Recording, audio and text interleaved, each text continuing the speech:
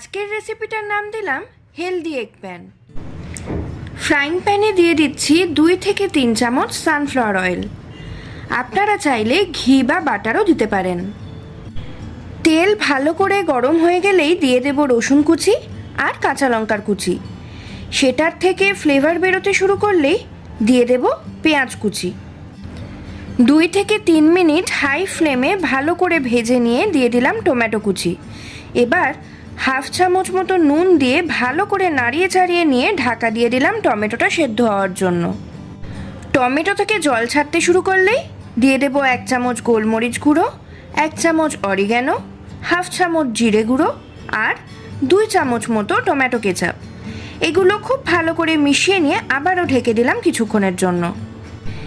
এবার এইভাবে জায়গা করে ডিমগুলো দিয়ে দিচ্ছি।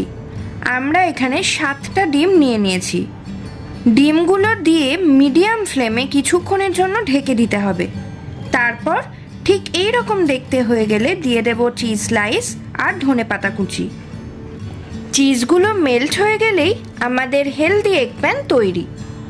আমাদের রেসিপিটা ভালো লাগলে লাইক, শেয়ার আর সাবস্ক্রাইব করুন।